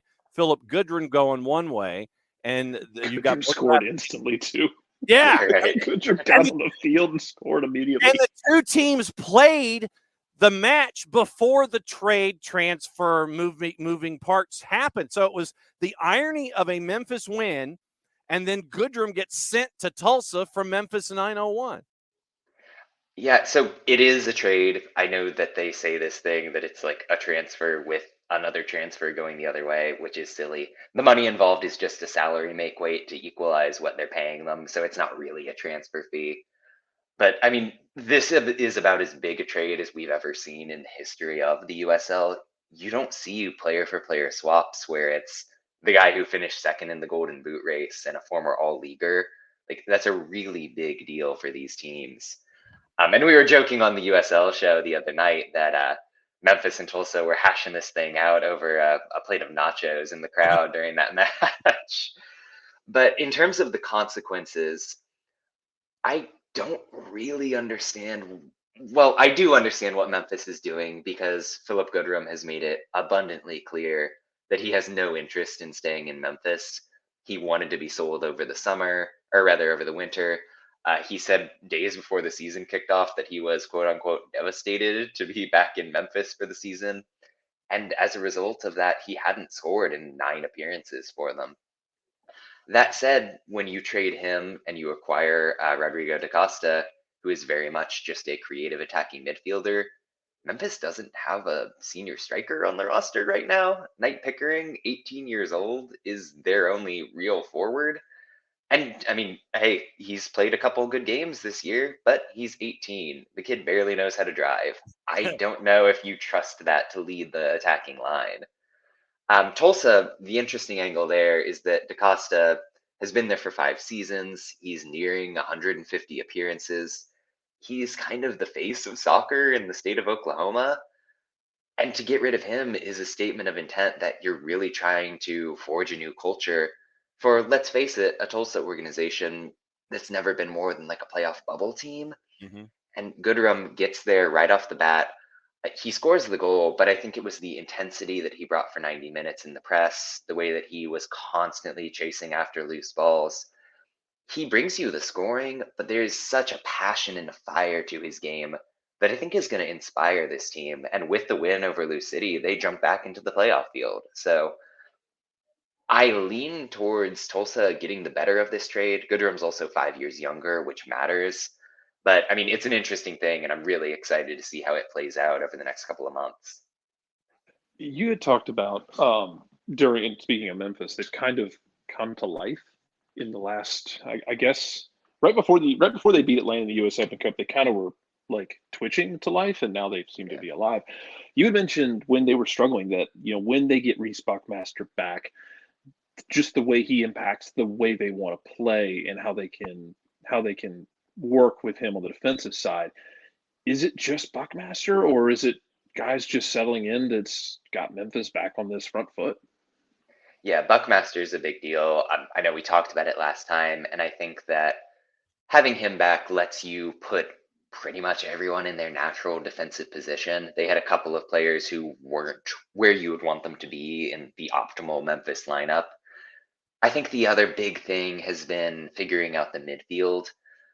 It's been underrated that Memphis hasn't had a single minute played from Leston Paul, who basically was on the pitch constantly last season as their defensive midfielder who would sweep things up and let Aaron Malloy go to work in the middle creatively. And Malloy went on to be an MVP finalist because of that partnership. So without Paul, they had to move Jeremy Kelly, who was really one of the breakout wingers of the league last year, and use him in that defensive position. So there was a give and take that Kelly and Malloy had to forge, and it naturally took a couple weeks. So you find that dynamic really improving. You fix the defense, and you have to shout out Bill Hamid, who came into net. He's been a real stabilizing presence. I'm not going to lie that he's rocking a little bit of a paunch at this point in his career. No question. But I mean, hey, That's the a guy very is common talking point during the Open Cup match in Atlanta. right. But hey, the guy is really quick off of his line in a way that you wouldn't necessarily expect for his age and that look. I think they're getting good scoring from Luis Fernando on the wing, which you hadn't seen in years past. So it's a different balance. It's a different style than what you got in the Pyramid era last season. Mm-hmm. But they're really figuring it out. And I'm curious to see because a lot of that was Goodrum making those runs to open up the teammates, open up those runs from Luis Fernando, who's their leading scorer now. He was the guy leading the line in the press. How do you adjust with out that number 9. We'll see, but I'm still trusting that Memphis is going to be in the mix at the end of the day here. John Morrissey at USL Tactics hanging out with us. It's halftime with the at the USL Show's monthly visit. The last Thursday, 10 o'clock, is always their time to hang out with us to let everybody get caught up on everything going on in the USL. Has Kaler actually come up for air, or is he on radio silence because he is on the honeymoon? Full recovery mode. And the boss might have taken the phone away during the honeymoon. Do we have any kind of an update on Kaler? I mean, I saw the other day that he was having some real issues with the Airbnb that he's renting. There was some sort of storm where he was like trying to go out to dinner with his, I guess now wife, and they couldn't access the road, and the owner wasn't being nice, and he's got bad internet. So Godspeed to him. I'm sure he's on cloud 9 when he saw that result. He's been tweeting about the Open Cup a lot for someone who's on a honeymoon. No, I mean, no diss there, but I was going to say, I didn't know what the status of the phone and the social media was with the boss on the honeymoon. That was why I was going to ask you if he's come up for air. It is that time where we play our monthly game of red light, yellow light, green light, and we take it a conference at a time. And the ground rules for those that do not know this particular segment, we do it with Nico Moreno when we have Nico on the network as well. We kind of look at the league like a stoplight. Green light, who just blows right through the intersection, no worries, everything's cool, the car's working, everything's fine. Yellow light can go one of two ways. It can go from a team that was a green light, and they might be heading toward a red light right now. Something's wrong, that's like you turn on the air conditioning and the V6 engine kind of takes a lot of the power away. The gas mileage isn't where it is. Maybe you need to get the oil filter changed or whatever. Or it's a team that was red light and is not necessarily as red as it used to be. So it can be a green light getting worse. It can be a red light getting better as you're heading into the intersection. And then obviously green light, we talked about. Yellow light, we talked about. Red light, wheels will come off the car, the hood's up, engine's dropped, oil's all over the place, and they need to go behind the pit wall and get everything squared away. What direction in the Eastern Conference would you like to start with first? Do you want to go red, yellow, green? Do you want to go green, yellow, red? Eastern Conference only. And you can use a repeat team, but you've got to come up with a different reason if you do from last month. Okay, I think I'm going to go green, yellow, red here. All right, green light, Eastern Conference. Who is it? Yeah, Tampa Bay Rowdies for me here. They were a team that started slowly. Yeah, right. They had to figure out some of those injury issues, and now they're on a 4-game winning streak in the league right now. They figured out what they want to do in terms of their formation. They've got Ryan Spalding on loan from New England, who's tearing things up and opening a ton of space for Charlie Dennis in that sort of free roaming, attacking midfield spot. The defense is good. The offense is clicking. They're back to the form that you would expect from the Rowdies here. All right, yellow light, which direction are you going into the intersection with your team of choice in the Eastern Conference? Well, I'm going to go with Lou City, and I'm going in a negative direction here. Obviously, they dropped that game against Tulsa last night. Because of weird scheduling, they've only played twice in the last 25 days, which is crazy to think about. But they've got a negative goal difference on the season. They're lacking a lot of that punch in terms of offense. Defensively, they can't deal with a lot of what pretty much everyone in the league is doing right now. And yes, they were missing Josh Winder last night because he's with the US U20s, but in a month's time, they're going to be missing Josh Winder forevermore because he's off to Portugal. So figuring out what's going on with a team that, if you look at the roster, should not be suffering is going to be a problem for Lou City right now. Then that leaves us with the red light in the Eastern Conference. Who is in serious trouble this go-round for you? I hate to say it, and I think it was a team that in one of the past iterations we've gone green with, but it's Loudoun United. They can't buy a win in the league. This season, the promise for them was, hey, we've got independent ownership. We're done with the in and out loans from DC United. And then I think it was 2 weeks ago, their star left back, Gasu Samake, gets called up to DC United for some reason. And then last week, Jackson Hopkins comes in on loan from DC and immediately gets inserted into the lineup and looks completely off the pace. So outside forces are affecting what they're doing with their roster. I believe they've lost 5 or 6 games in a row and haven't won since late April. Things are looking down for a team that everyone was excited about just in really recent memory. Strange things are afoot at the Circle K. It's segue. So let's go to the Western Conference. And what direction do you want to start with the teams in the West? May as well go green, yellow, red again. All right, green light in the Western Conference. Who is it? Got to be El Paso here. 5 wins in a row for them. I mean, they've had injury issues too, and you would never know it because they are very much a next man up kind of team. Brian Clarehout with that 4-4-2 knows what he's doing to just subtly tweak the shape every single week to get an edge. For about 5 minutes on Saturday night, they were first in the West over Sacramento before results came in. But everything that El Paso is doing is just clicking in the best way right now. So very bullish on them. Yellow light, in which direction are you going?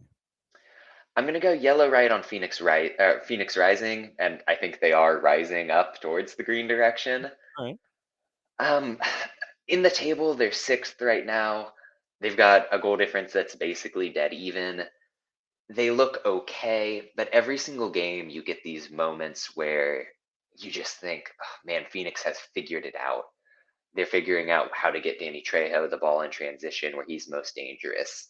Manuel Arteaga is really showing the quality that makes him a good forward in the USL. They're figuring out how to balance that back 3 defensively. The results aren't coming. They don't look dominant, but I think that those moments are going to build up to something special by the time we get to the end of the season for Phoenix. And what do you think, sidebar, what do you think about the new digs at the corner of 38th and Washington? So actually, my family lives in Phoenix. I'm based in New York, but that's like a 10-minute drive from my family's home. So I'm hoping to get out to a game.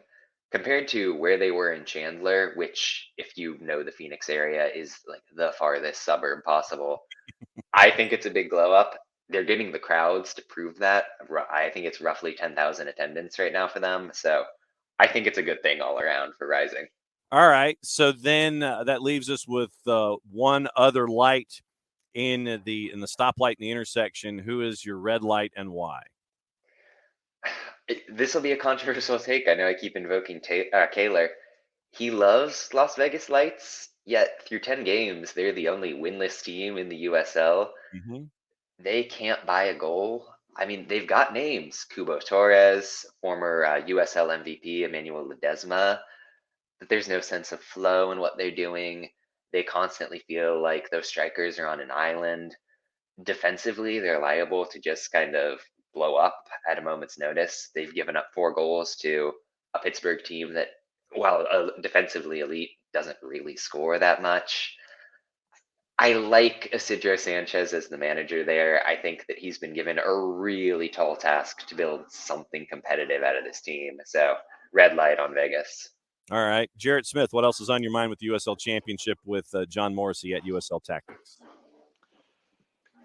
Yeah, I guess. Well, you got into one of them, which was I was going to ask you about what Tampa Bay has changed to figure this out, because I know we talked about Memphis, but Tampa's another one that's really kind of grown into the season and really picked it up. Let me ask about Detroit City then, because it's a team that really hit the ground running last year. Was a really popular pick for a lot of people to keep an eye on, and this year 2-2-7 to start.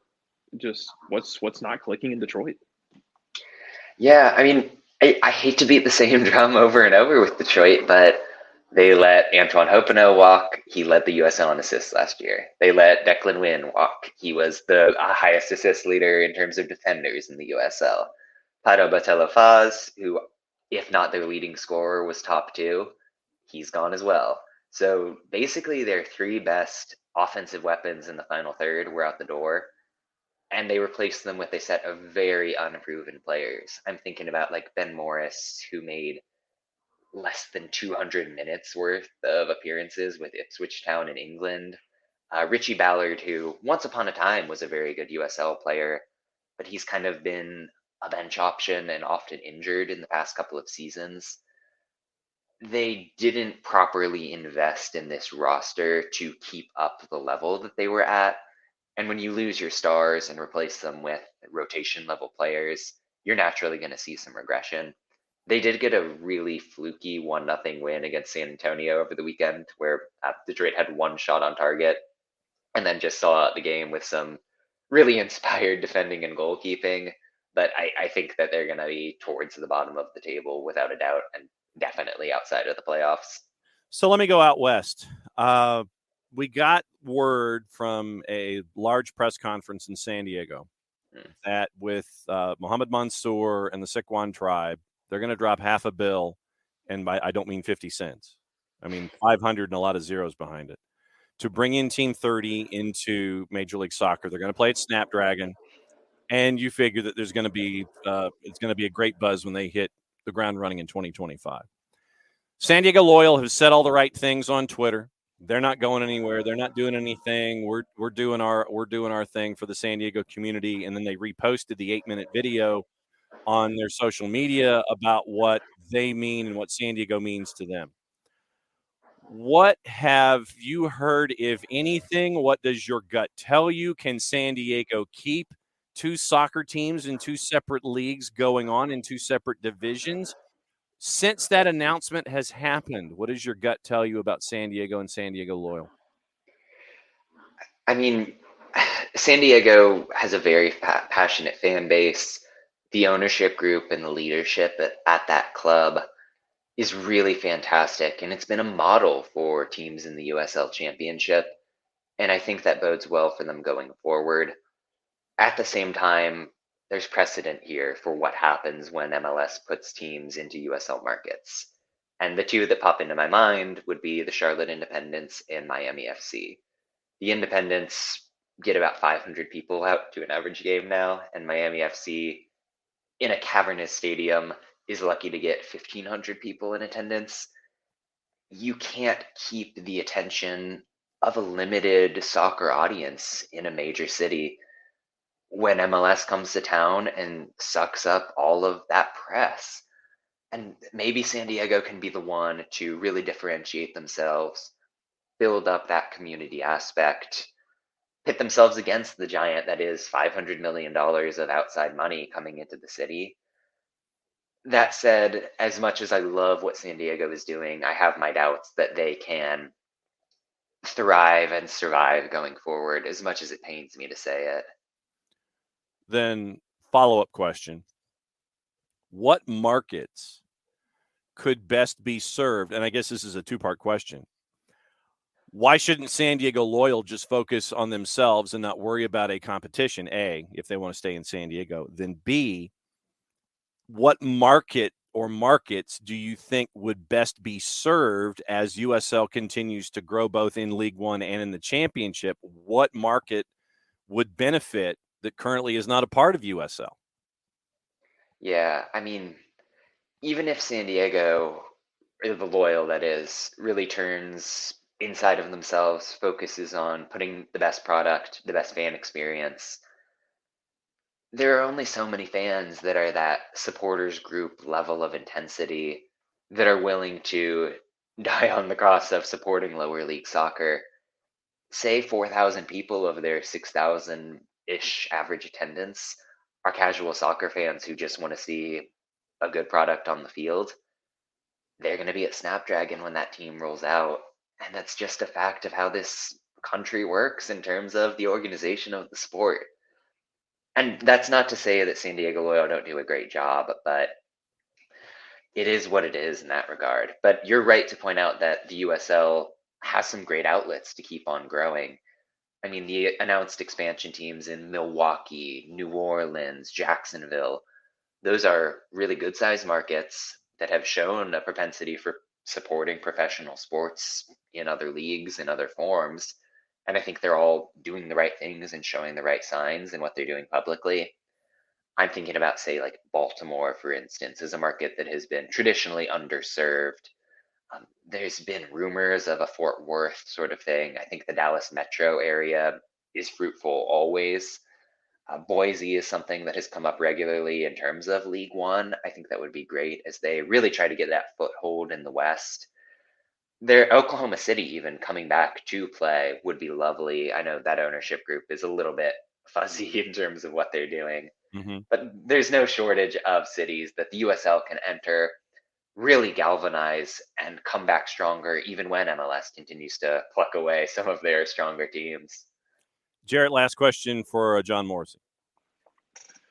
Yeah, I mean well, John keeps stealing my questions on my end, so whatever. Because I was going to ask, like what markets would be ripe for the taking, but I know we have people in our contingency, and I do because I have family there that are very excited about New Orleans, because as you mentioned, they've had the propensity to support professional teams.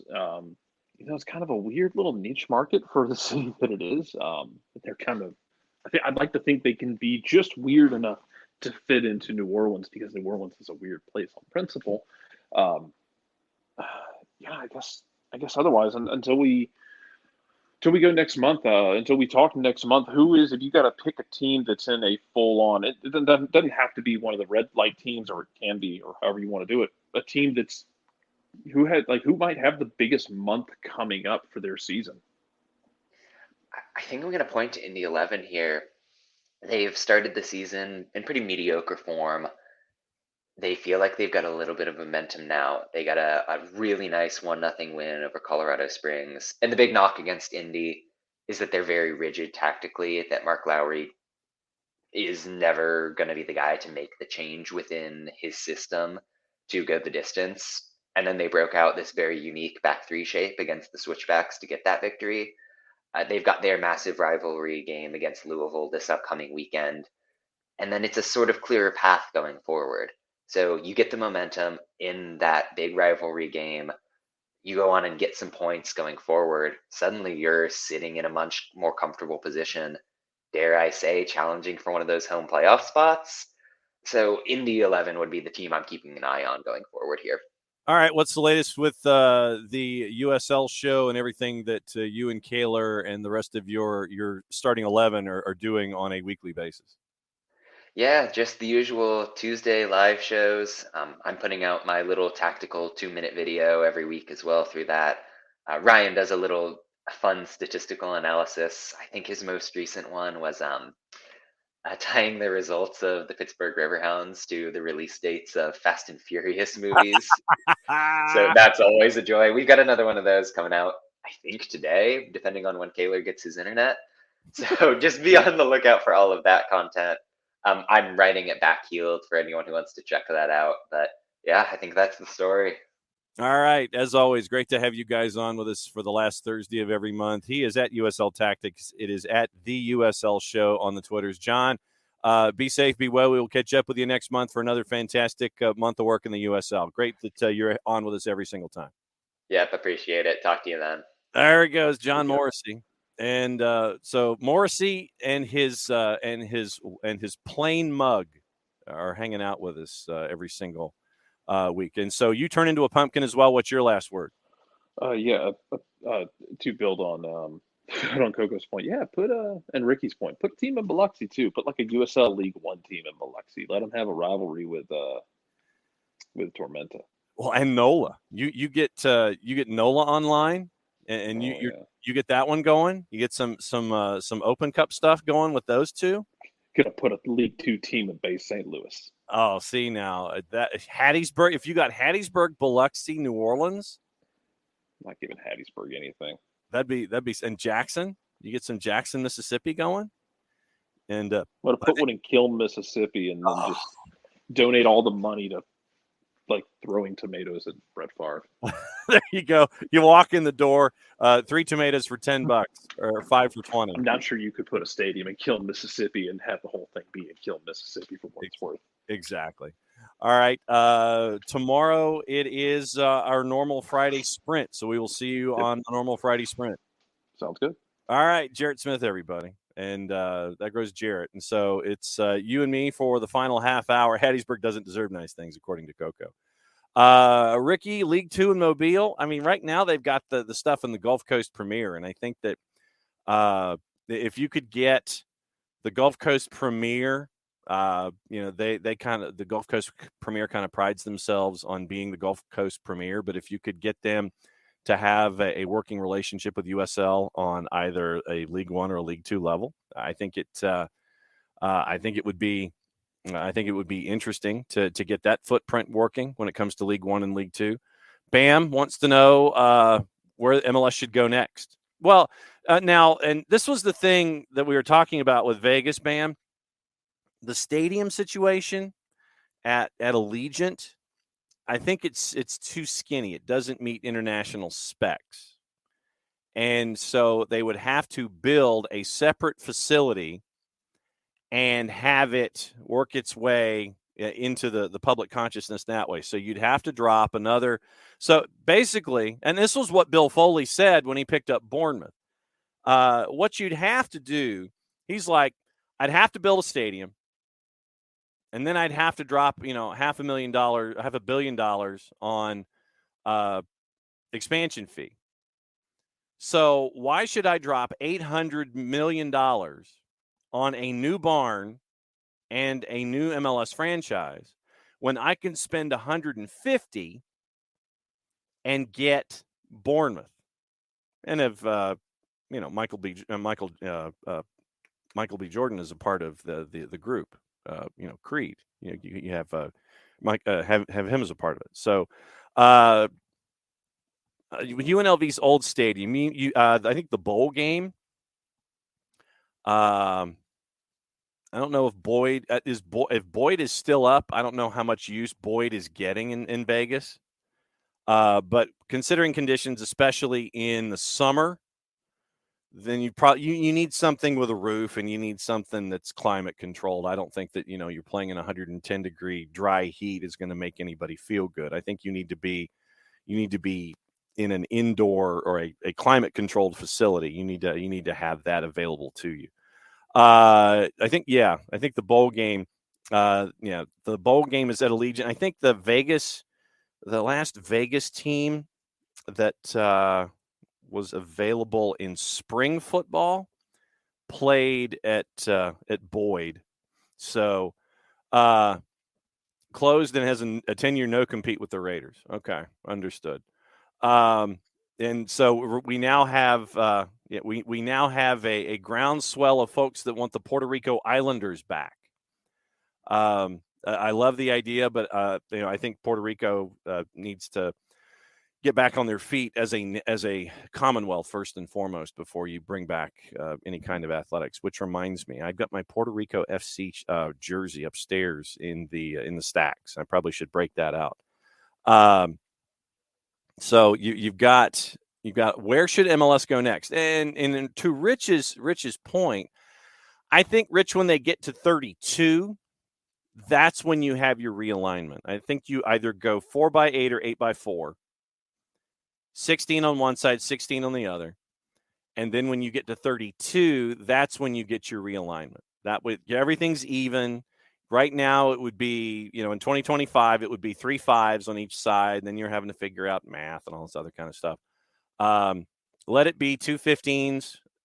Then when you get to 32, then you go 4x8 or 8x4, however you want to do it. But that way, it's an even distribution of seeds and things like that. So probably 4x8 and do something like that.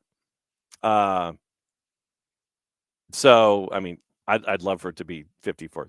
And honestly, Ricky, I hope it is. I mean, the boss and I legitimately thought about buying tickets for Hamilton when it was doing its limited run in Puerto Rico. I'd love for that to happen. Frankly, I'd love for it to happen. Cool. So I'm glad that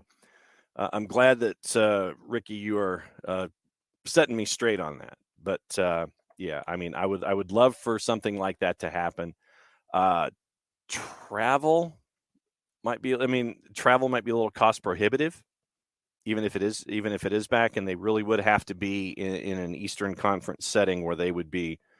You might have to group road trips and things like that. They might have to be on the road in groups of time and have like a couple of homestands than a couple of other things. There we go. Thank you. There, see now I know, Ricky, why. There we go. Thank you. He is married to a Puerto Rican boss. So there you go. Burned. Instead of charging $500 million for an expansion franchise, how about MLS just raise their salary cap to a level where the soccer get better, not bigger? Burned. I would love for the salary cap to. What I would love is a fourth DP and, frankly, no salary cap. I don't know if I'm alone in that regard or not, but I want 4 DPs, and I don't want a salary cap anymore, because then you'll know which owners want to do things their way, which owners want to do things a separate way. You know that is going to be the case, that that's just how it is. I don't want something where you kind of sit there, you keep your 3 DPs, you kind of tweak your rules, and you kind of raise it a little bit.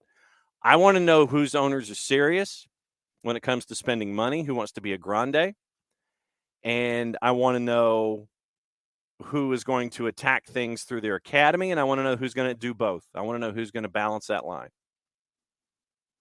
I don't want a salary cap anymore. I'm probably in a minority. I don't want 3 DPs. I want 4. I like what they're doing with the U22 initiative. You're encouraging bringing in young, talented players. Situation that Atlanta's probably going to have to tackle sooner rather than later. But I think what you will find if you remove or seriously elevate the salary cap, you'll find out who's serious. You'll find out who wants to invest in their product. You will find out who that is. And I know that we could probably tick off owners. We could probably sit there and look at a list and go, yes, yes, yes, maybe, no, no, no. And so since we're doing that, let's go ahead and do that. All right, let's go down this road. Let's go down this road. And Ricky, I'm right there with you. The stories about Edmonton traveling to Puerto Rico in the North American Soccer League, oh my God. So if we were to release some of the hounds when it comes to spending, Cincinnati, maybe.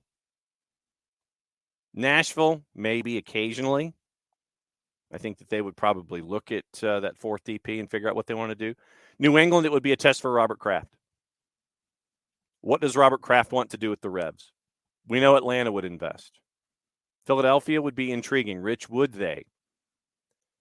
Would they continue to build through their academy and then just choose occasionally the player to be that 4th DP, or would they go and splash? If there was 4 DPs and less of a cap, what would they do?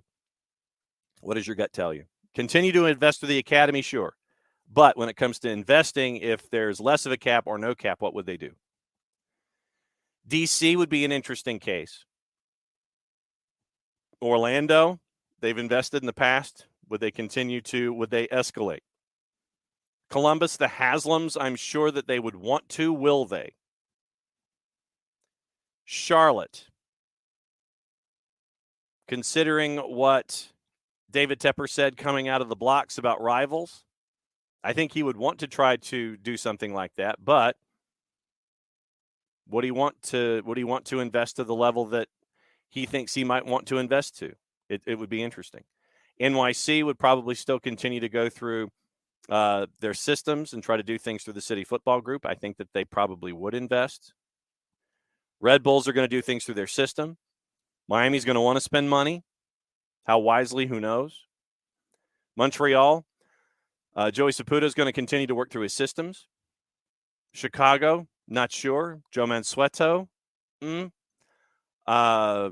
requested viewing, reading today over at NBC Sports Chicago.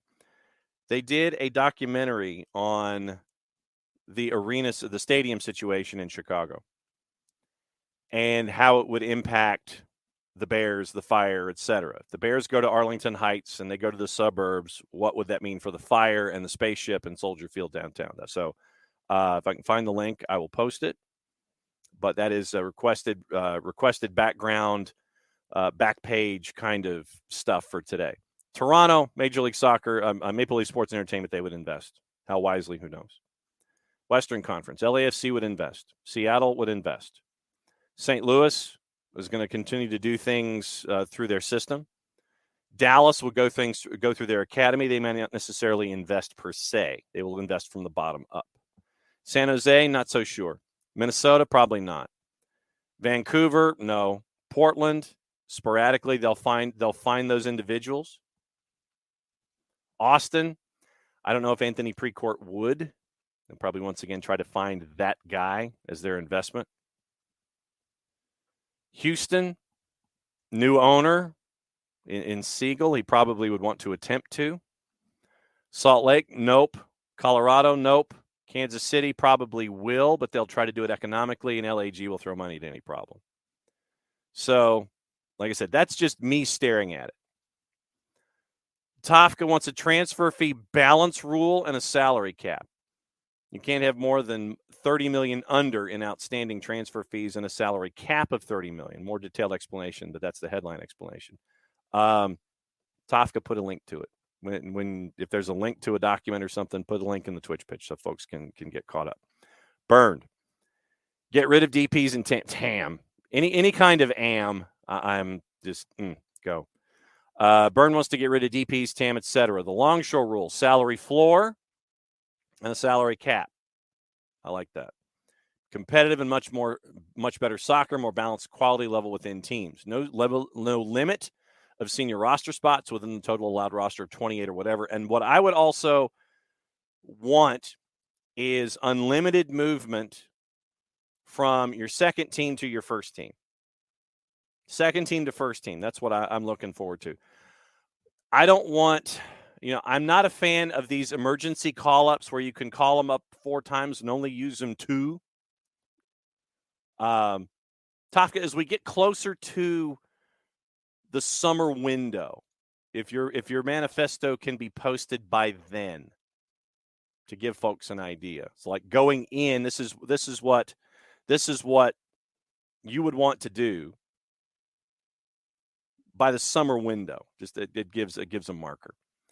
The biggest thing for me is unlimited movement. I mean, shoot, you see 7-day contracts and 10-day contracts in the NBA with the G League. You see folks getting called up from AAA and AA all the time in Major League Baseball. Soccer, 4 emergency call-ups and you can only use them twice. I don't think you should have that kind of restraint. Minimum number of Americans, bam, like the old EPL rules. I don't think so. I mean, I think you should build your club how you want to build your club. And I think that what you have with teams that are building through their academies is that they're all native to the team in the area anyway. So, with Atlanta United in the academy, you have folks who are local. So the opportunity is there for locals to be a part of the team that you're a part of. Philly, same thing. Dallas, same thing. All those clubs that have the deep academy ties, they're building through America, through American citizens. So I don't know if you necessarily need the minimum number of Americans like the old EPL rules. Yeah, I know that in the CFL, you're only allowed a certain number of imports. The Canadian Football League only allows a certain number of imports. They want to try to keep it a Canadian league when it comes to Canadian football. I don't know if that's something that's, I don't necessarily think that that's something that you should tie yourself to. I think that you should be able to, if you want to showcase yourself as a league, it should be up to each owner to figure out, okay, how do I want to showcase my team? And if I'm building from within like some and then bringing in players over the top to be your, for lack of to be your stars. I'm not going to use DP and TAM signings because I think we all can agree that we want to have more freedom economically when it comes to Major League Soccer clubs. The Borg-like existence has worked for the first 26 years of the league. But I think that you need to expand away from that to continue to get Major League Soccer, especially as you get closer to 2026. Right now, you're a top 12 league in the world. I know some of you would probably say top 15. But if you want to continue to improve before then and get higher, status and stature and be, MLS 3.0 being wherever you want to be internationally, I think that you have to get rid of some of these rules for designated players and for AM and all that kind of stuff.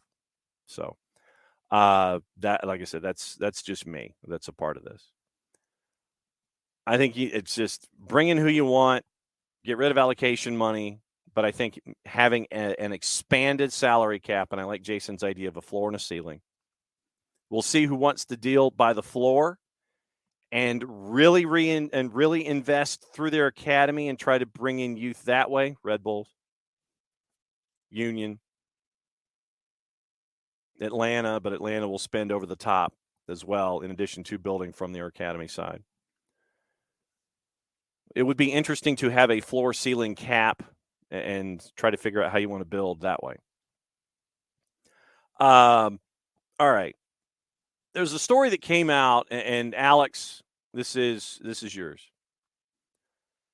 And it goes to the growth of Newcastle and what we're seeing. And like I said, keep dropping your comments about Major League Soccer and the cap and AM and all that other kind of stuff. We'll keep talking about that for the rest of the show. Remember tomorrow, actually later today, like 10 to 7, pregame show, Atlanta United 2, FC Cincinnati 2 here on the network. And you can listen to it on soccerdownhere.net or on the app. If you have Google Play, you can get the SDH app. iPhones, go to Spreaker's app and do a Soccer Down Here search, and then you can listen to the show. You can listen to the network that way. A little before 7 o'clock is the pregame show at Atlanta United 2 and FC Cincinnati 2. Tomorrow is normal. Come on at 9:05, and we will have our normal half hour getting you ready for our friends from Beyond Goals. I think it's Greg Garza's turn. 10 o'clock's the weekend whip around patent pending trademark coming, where we go through everything going on in Major League Soccer, and hopefully joined by Jason at some point as he gets ready for life with the Purple Team. And then obviously also we will have Prem Proper. There's a match today, so Prem Proper is out tomorrow. In addition to the NPSL Southeastern Conference show this weekend, we will be in various locations. I think Jarrett has the Apotheos match, and we'll also be out at the Georgia Storm match on Saturday night, 7 o'clock. Listen on 11 Sports and through local providers. Okay. Here we go. There was a story, Alex, that came out. Oh, yes, Ricky, there will be a Monday show because it's just Monday. I mean, a lot of stuff happens on the weekend. We got to talk about what happens with the Purple Team. We got to talk about all of the leagues in the last days of their regular seasons.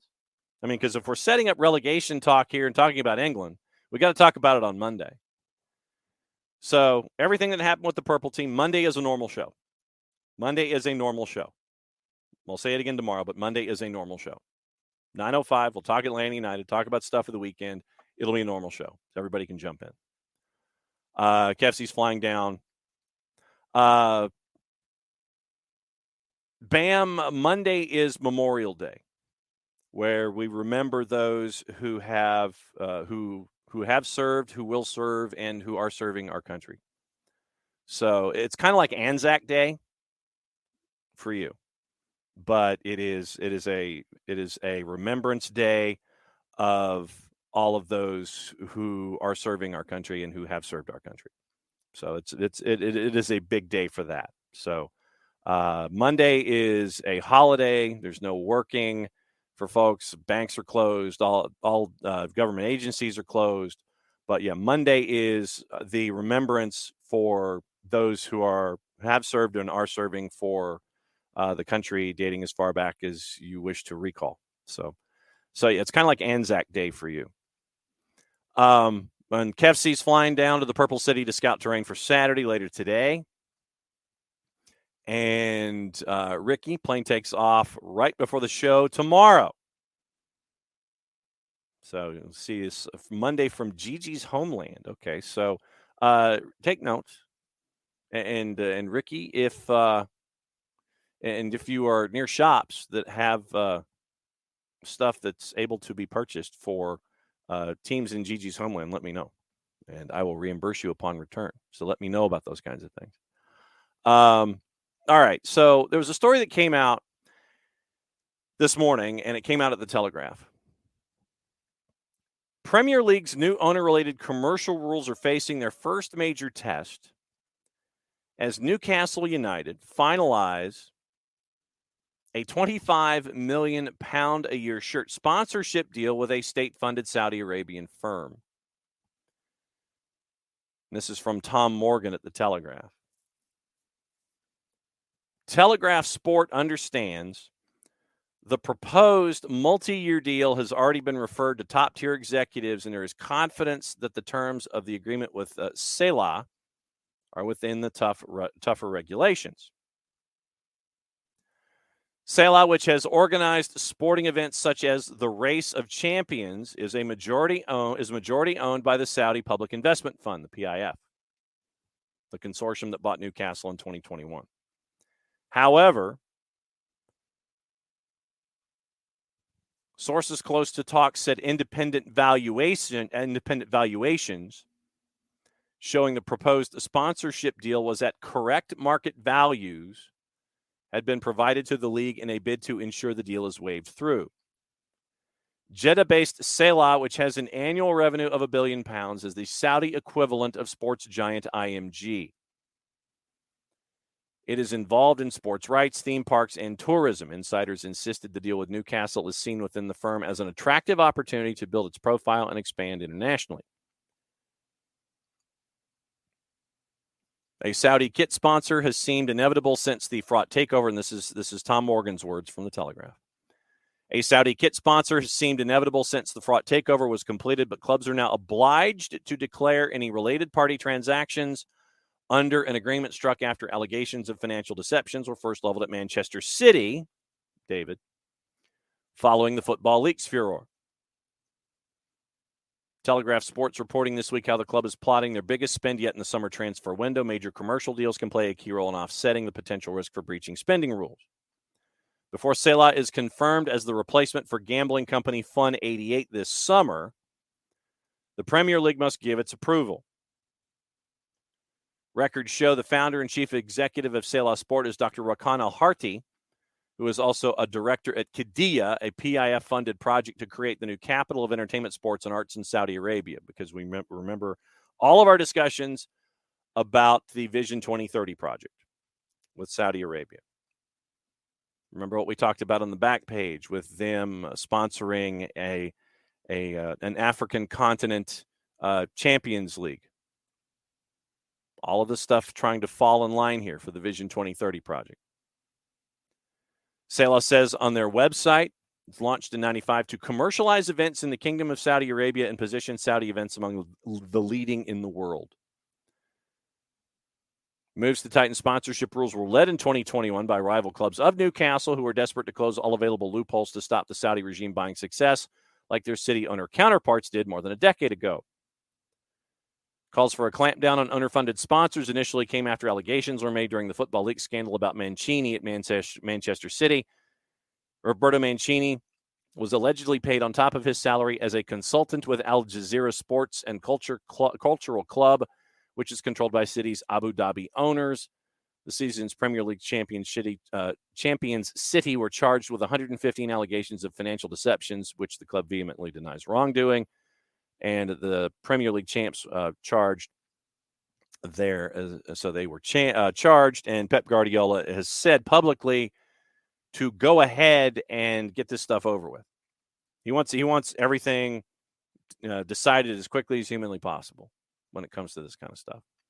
So Alex, Newcastle is looking for $25 million, 25 million pounds per year on a shirt with Selah, which is possibly a part of PIF, probably a part of PIF, but they're going to try to sit there and say that it's two separate deals. So Selah is now looking like it's going to be viewed under the magnifying glass as the new sponsor on the front of the shirt for Fun 88. And remember, Fun 88, our friends at Josemar Football have done tremendous work in trying to figure out where a lot of these .com gambling sites are based, and they've done some fantastic detective work in that storyline. And remember that the gambling entities are supposed to be off the fronts of shirts in the Premier League over the next 3 years.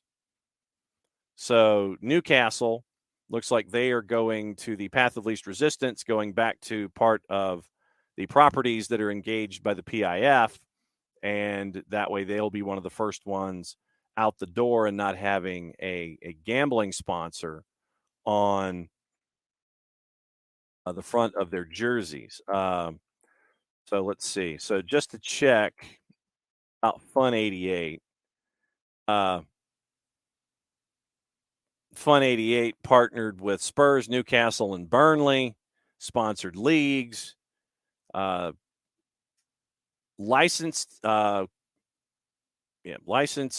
TGP Europe Limited, licensed by the Gambling Commission of Great Britain under the Gambling Act of 2005, and they are an Asian online gambling site.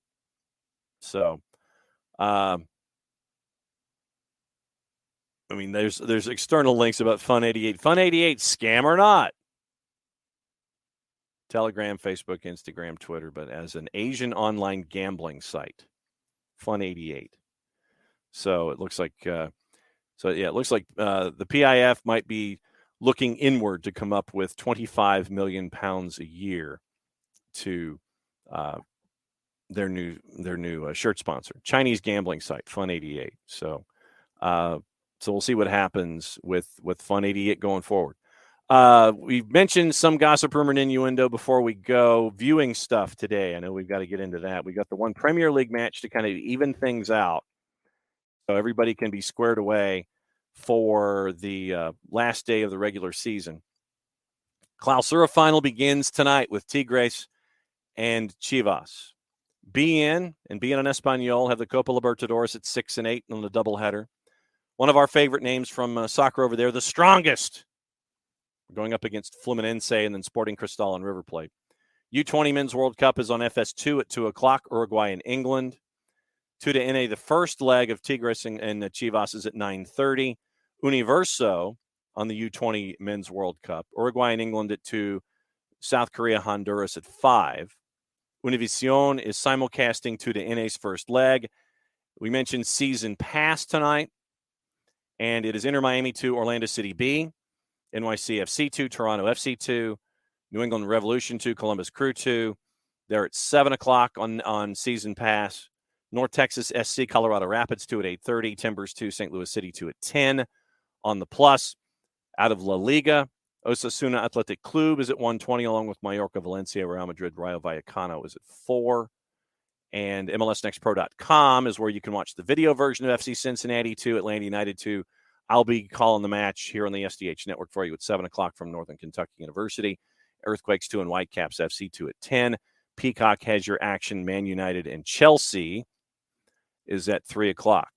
Public service question for Bam. Bam wants to know about where to watch Liga MX outside of this continent. So please help Bam.